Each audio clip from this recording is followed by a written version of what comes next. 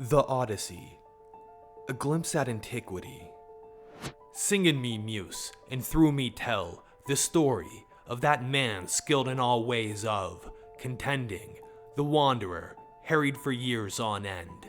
Join us today as we excavate one of the most beloved tales of antiquity, recognized as a foundational block of the Western canon, and a window into a world long gone.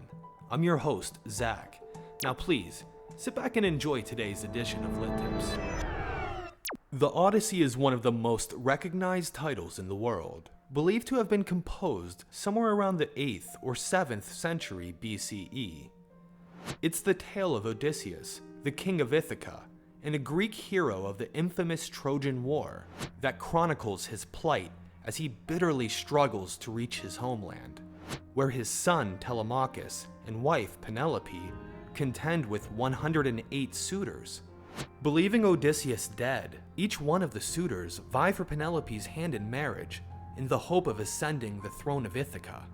The Odyssey is one of two infamous works told by the blind poet Homer, the other being the Iliad, which chronicles the exploits of kings and generals such as Agamemnon, Achilles, and Hector in the 10-year siege of Troy. Odysseus is a hero in both epic poems. However, in the Odyssey, instead of sharing the spotlight with other kings and generals, he's the main protagonist.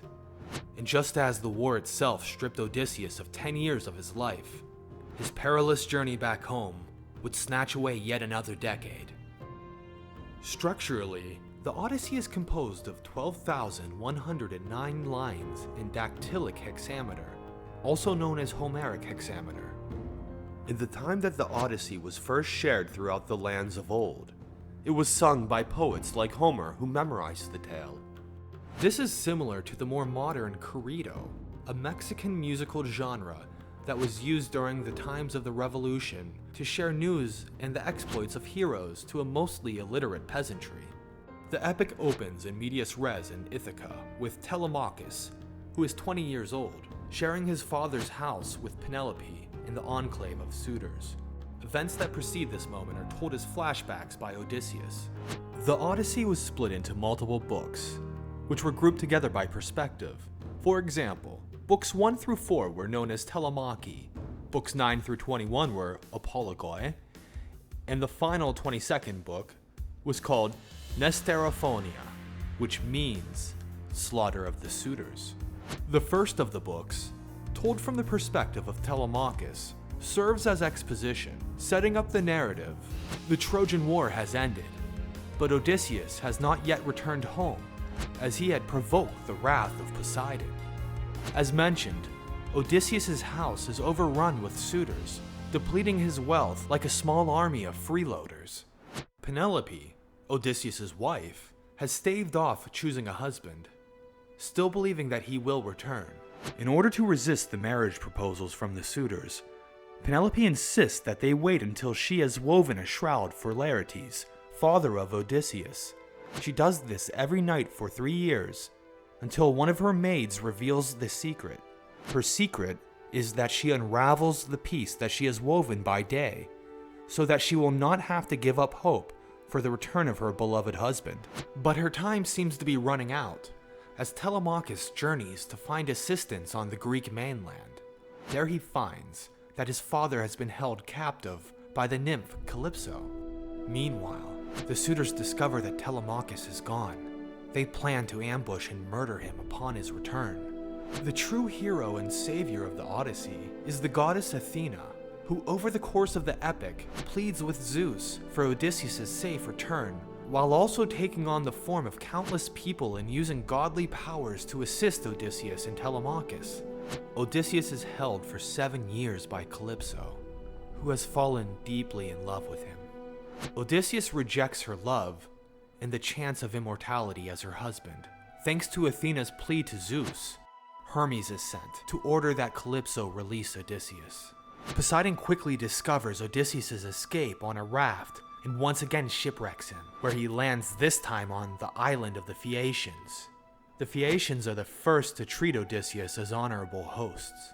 J.B. Hainsworth describes the significance of the guest friendship experienced by ideal hosts of the ancient world. When a guest lands, the host should receive them, offer means to bathe and clothe said guest, along with food and drink. Then questions may be asked of the guest, while the host provides entertainment. The guest should then be given a place to sleep, whereby afterward, the host and guest exchange gifts, and the guest be granted safe passage home. As Odysseus receives the hospitality of his hosts, he shares his harrowing tale, which begins the flashback from his perspective. His tale recounts the beginning of his journey, where he had 12 ships and a crew that he oversaw. After a failed raid, and dealing with the Lotus Eaters, Odysseus and his men landed on an island of the Cyclops, where they entered a cave that was the home of the Cyclops Polyphemus. Odysseus lost men to the hungry Cyclops, but the crafty hero devised a plan, referring to himself as Nobody, and proceeding to getting Polyphemus drunk and blinding him. When the other Cyclops came to check on him, Polyphemus proclaimed that Nobody had attacked him. By hiding under the bellies of the Cyclops' sheep, Odysseus and his men were able to escape. But afterward, the overconfident Odysseus reveals himself by his true name, which prompts Polyphemus to pray to Poseidon to curse Odysseus for 10 years. In 1914, paleontologist Othenio Abel reasoned that the Greeks may have created the myth of the Cyclops by confusing an elephant's skull and its large nasal cavity for an eye socket. However, classical scholars recognized that the Cyclops myth existed independently of the Odyssey, and the Cyclops at the time were believed to be the folk figures akin to ogres or giants. When they were in view of their homeland Ithaca, Odysseus decided to take a nap, and while he did, his men opened a leather bag given to him by Aeolus, containing 3 of the 4 winds, thinking gold was inside. They were blown completely back to the direction they just traveled, hundreds of miles off course. Odysseus' subsequent adventures involved cannibals destroying all but one of his ships, and losing a year along with much of his men to the witch goddess Circe. Hermes had given Odysseus the herb moly to make him resistant to Circe's magic. After finally leaving Circe, they traveled to the farmost western edge of the world, where Odysseus made a sacrifice to the dead and received an omen, warning him not to eat the sacred cattle of Helios. Following their journey to the underworld, Odysseus and his men made a beeline back to Circe, where she advised them on their remaining journey. This brings them through the land of the Sirens, where the entire crew plugs their ears with beeswax, with the exception of Odysseus, who was tied to the mast so he could listen to their song without drowning himself. They then have to survive the 6-headed monster Scylla and the whirlpool Charybdis, where 6 more men die. Then they land on the island Thrinacia, where a storm keeps them on the island. After they deplete all their rations, Odysseus' men, against his warning, hunt the sacred cattle. This angers the sun god, and Zeus punishes them by sinking their ship, claiming the rest of Odysseus' men, and leaving him shipwrecked on the island of Calypso. This story doesn't only enrapture the Phaeacians, but they give him treasure that outweighs what he received from the spoils of Troy. He's delivered at night while asleep to a hidden harbor of Ithaca, and his new treasure is kept in a nearby cavern by Athena. From there he's disguised as an elderly beggar. Simultaneously, Telemachus had sailed back and avoided the deadly ambush. Finally, father and son are reunited, and they decide that the suitors must be killed. Telemachus is the first to return home, followed by Odysseus, who remains disguised as the beggar. He's ridiculed by the suitors, but is able to find Penelope, who doesn't recognize him. He questions her about her intentions. When his identity is revealed, Penelope tests Odysseus by saying that she will move the bed into the other room for him. This is a trick, as the bed is made from a living olive tree and would need to be cut down. Odysseus' homecoming is much different from another Greek king, Agamemnon. Upon his return, he was slain by his wife Clytemnestra and her new lover, Aegisthus. This may have had something to do with what Agamemnon had done with their daughter, but we'll leave that to another episode. The next morning, at the behest of Athena, Penelope proclaims that the suitor who can string the bow of Odysseus and shoot an arrow through a dozen axe heads will win her hand in marriage. When comes Odysseus' turn, still disguised as the beggar, he alone is the only one who can do as requested to everyone's amazement. He then tosses off his rags, revealing himself, and together with Telemachus, they slaughter all of the suitors.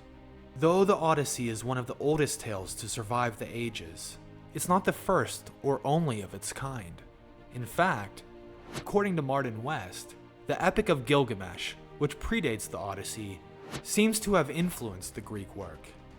For example, the heroes from both tales travel to the ends of the world and each enter the underworld. Just as Odysseus had received directions from Circe, Gilgamesh had his own divine helper, the goddess Suderi, who dwells by the sea and is also associated with the sun. There are many universal themes and patterns which highlight certain features of antiquity along the Mediterranean. Both the Odyssey and the Iliad were widely copied and used as school text in Greek-speaking lands. Even commentaries on the works are believed to have been written as early as the 4th century, in the time of Aristotle and Alexander. The work's popularity continued into the Middle Ages, with the Byzantine Empire, from the oral tradition all the way to the internet and beyond. The Odyssey continues to endure as an essential piece of the Western canon, and gives future generations a glimpse of what life was like in antiquity. We hope you enjoyed this edition of Lit Tips. As always, hit that like button if you like what we're doing. Subscribe for more videos on literature from your favorites to the plain obscure. Hit that bell if you want to be notified when videos drop. And leave a comment with your thoughts on this video, along with suggestions for any books or authors you would like us to cover in future episodes. Until next time, keep reading.